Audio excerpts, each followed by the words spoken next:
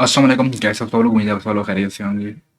काफ़ी ज़्यादा स्टूडेंट्स बारहा ये मुझसे पूछते हैं कि सर हैंडआउट्स पढ़ते हैं तो नींद आ जाती है। सर हैंडआउट्स पढ़ते हैं तो कुछ समझ नहीं आता। सर हैंडआउट्स से कुछ समझ नहीं आता हमें, और बड़ी मुश्किल होती है हमें हैंडआउट से तैयारी करने में, जो वर्चुअल यूनिवर्सिटी ने प्रोवाइड किए हुए हैं या जो इंस्ट्रक्टर ने प्रोवाइड किए हुए हैं। और अगर हम वीडियो भी देखते हैं तो बहुत लेंथी वीडियो होती है, हमें वहाँ से भी कुछ समझ नहीं आता। हम अपनी जो फोकस है वो फोकस नहीं रख पाते, और हम डाइवर्ट हो जाते हैं। हमारा जो ध्यान होता है, हमारी जो अटेंशन होती है, तो हम किस तरह हैंड आउट से अपने पेपर की तैयारी करें, किस तरह हम हैंड आउट्स को यूटिलाइज करके वहाँ से अच्छे एग्ज़ाम की तैयारी करें। और काफ़ी ज़्यादा स्टूडेंट्स को ये मसला दरपेश आता है, और जो नए स्टूडेंट्स हैं उनके लिए तो काफ़ी ज़्यादा इशू होगा इस चीज़ को समझना कि हमने तैयारी किस तरह करनी है। और काफ़ी ज़्यादा स्टूडेंट्स क्या करते हैं कि वो सॉफ्ट कॉपी, मतलब जो लैपटॉप से या मोबाइल से वो नहीं पढ़ सकते बेचारे। वो लोग प्रिंटेड हैंडआउट्स जो हार्ड फॉर्म में होते हैं वो ऑर्डर करते हैं वर्चुअल यूनिवर्सिटी से। लेकिन मैं आप सबके लिए एक ऐसा वे या एक ऐसा तरीका, एक ऐसा एक्सपीरियंस मैं आपके साथ शेयर करने वाला हूँ जिससे आप की जो तैयारी है जो हैंडआउट से है वो आप बआसानी कर पाएंगे। और जो कुछ हैंडआउट्स में लिखा हुआ है आप उसको इजीली अंडरस्टैंड कर पाएंगे और उसको समझ पाएंगे कि क्या लिखा हुआ है, और हमने जो मेन मेन चीज़ें हैं वो कैसे ढूंढनी है। देखें, सबसे पहले तो आपने करना क्या है, अपने हैंडआउट्स हैं उनको गो थ्रू करना है।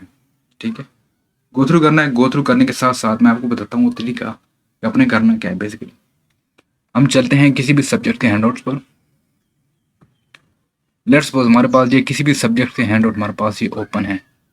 तो फॉर एग्जांपल अब देखें, अब आपने तैयारी किस तरह करनी है, इसको रीड आउट करना है। आपने रीड आउट तो आपने करना ही है हर सूरत में, चाहे आप हार्ड फॉर्म में लें चाहे आपके पास सॉफ्ट फॉर्म में आपके पास हैंडआउट्स हों। रीड तो हम सब ने करने होते हैं। लेकिन जो स्टूडेंट्स सॉफ्ट फॉर्म में पढ़ते हैं और वो ये कहते हैं कि हमारा जो फोकस है वो डाइवर्ट हो जाता है, तो उनके लिए ये सारा कुछ मेरे लिए मैं आपके लेकर आया हूँ। आपने करना क्या है, आपके पास लेट से जो पहला लेक्चर है आपने उसको बैठ के रीड आउट करना है।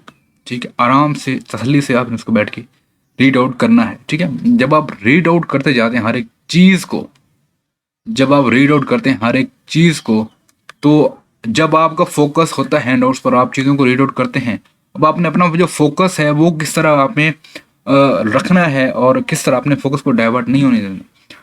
आपको जो भी लाइन लगे कि वो इम्पोर्टेंट है, एमसीक्यूज के हवाले से, डेफिनेशन के हवाले से, या शॉर्ट क्वेश्चन के हवाले से, तो आपने सिंपली आपके जो हैंडआउट्स में या आपके जो पीडीएफ रीडर जो भी आप यूज़ करते हैं वहाँ पे आपको मिल जाता है हाईलाइट का फीचर। ठीक है, आपको जहाँ से मिल जाता है हाईलाइट का फीचर ये लेट्स सपोज ये देखें तो ये मेरे पास आ गया है। तो आपने सिंपली उसको हाईलाइट कर देना है, जिस भी कलर से आप उसको हाईलाइट करना चाहें आपने उसको हाईलाइट कर देना है।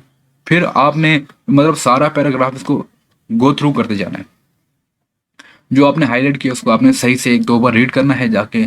जो कुछ आपने हाईलाइट किया है, जो इंपॉर्टेंट पॉइंट है वो आपके जहन में बैठ जाए, और बाकी जो रेस्ट ऑफ द पैराग्राफ है आपने उसको रीड आउट करना है। रीड आउट करने के साथ साथ आपने इस तरह जो चीज़ आपको लगे इम्पोर्टेंट है आपने उसको हाईलाइट करते जाना है। ठीक है, और जो चीज़ आपको लगे कि इम्पोर्टेंट नहीं है आपने उसको छोड़ देना है।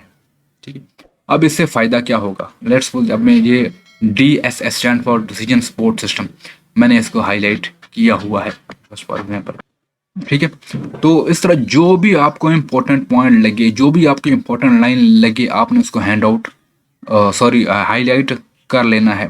ठीक है, इसका फ़ायदा अब आपको क्या होगा कि आप जब एक बार आपके हैंडआउट्स हमसे गो थ्रू हो जाएंगे, आप एक बार सारे हैंडआउट्स को पढ़ लेंगे, और जो इंपॉर्टेंट पॉइंट्स होंगे, जो इंपॉर्टेंट डेफिनेशन होंगी, जो इंपॉर्टेंट लाइंस आपके हैंडआउट्स में होंगी, वो आपने क्या कहते हैं आपने उसको हाईलाइट कर रखा होगा। और जब सेकंड टाइम आप उसको हाईलाइट करेंगे, आप उसको जब आप अपने हैंडआउट्स को ओपन करने करेंगे, तो वो जो इम्पोर्टेंट पॉइंट्स या जो इम्पोर्टेंट डेफिनेशंस आपने हाईलाइट करके रखी होंगी, आप फिर उनसे गो थ्रू होते जाएंगे।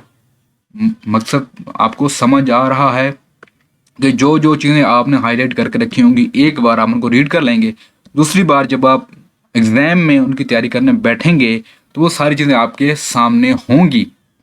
जब सारी चीज़ें आपके सामने होंगी, आपको पता होगा कि ये लाइन इंपॉर्टेंट है इसमें, ठीक है, ये लाइन इसके अंदर इंपॉर्टेंट है, जस्ट फॉर एग्जाम्पल।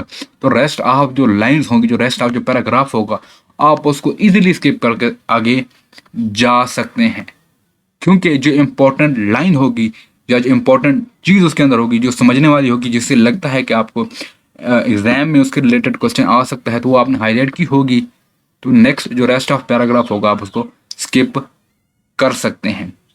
ठीक है, अब उसको स्किप कर सकते हैं। इससे होगा क्या, आप एक बार तो आपने हैंड आउट्स रीड आउट कर लिए होंगे, पता होगा आपको कि ये चीज़ इंपॉर्टेंट है, थोड़ा बहुत तो आपके जहन में कुछ ना कुछ तो बैठ चुका होगा। लेकिन जब नेक्स्ट टाइम आप एग्जाम्स की तैयारी करने के लिए आप अपने हैंड आउट्स ओपन करेंगे, तो आपको ये नहीं करना पड़ेगा कि आप दोबारा इन चीज़ों को गो थ्रू करेंगे, नहीं, ऐसा नहीं होगा। आप जस्ट जो हाईलाइटेड पॉइंट्स होंगे उनको ही रीड आउट करेंगे, उनको ही समझेंगे, उनको ही पढ़ेंगे, और जब ये सारा कुछ आप कर लेंगे, आपकी तैयारी बहुत आसानी से होगी, आपकी तैयारी बहुत आसानी से होगी। आपको बर्डन फील नहीं होगा, आपको ये फील नहीं होगा यार इतने बड़े हैंड आउट्स मैंने सारे के सारे पढ़ने हैं। आप जस्ट वही चीज़ें पढ़ेंगे जो आपने हाईलाइट करके रखी होंगी। और हाँ, अगर फिर भी कुछ चीज़ मिस हो जाती तो आप जब उनको गो थ्रू कर रहे होंगे, तो आप फिर भी उसको कोई ना कोई चीज़ को हाईलाइट साथ साथ करते जाएंगे फॉर रिपीटिशन, फॉर रिवीजन, कि आपको वो याद रहे कि इस पैराग्राफ में एक तो ये चीज़ इंपॉर्टेंट थी, अब दूसरी ये चीज़ इंपॉर्टेंट है। ठीक है, ये सिंपल और सादा सा तरीका है आपके हैंड आउट से तैयारी करने का।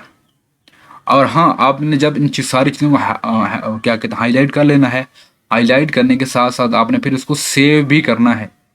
आपने इसको यहाँ से सेव भी करना है, या कंट्रोल एस दबाकर आपने इसको सेव भी करना है कि जो चीज़ आपने हाईलाइट की है, जो चीज़ आपने नोट डाउन की है, वो आपके जो हैंड आउट्स हैं उसमें वो एज इट इज़ सेव हो जाए, ताकि जब नेक्स्ट टाइम आप इसको ओपन करें तो आपको किसी किस्म का कोई मसला दरपेश ना हो, वो सारी चीज़ें एज इट इज़ आपके सामने ओपन होके आ जाएं।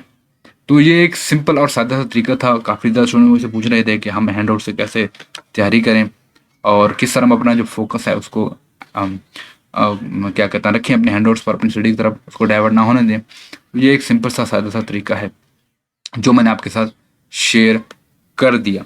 होप सो आपको मेरी सारी बातें ये समझ आई होंगी। किसी का कोई क्वेश्चन है, कोई क्वेरी है, नीचे कमेंट कर दें। हमारे फेसबुक पेज का लिंक आपको मिल जाएगा डिस्क्रिप्शन में, वहाँ आप हमसे कांटेक्ट कर सकते हैं। अगर किसी ने ऑनलाइन क्लास लेनी हो तो वो भी हमसे कांटेक्ट कर सकते हैं। आपको सारी बातें समझ आई होंगी। मिलते हैं नेक्स्ट वीडियो में, तब तक के लिए अल्लाह हाफिज़।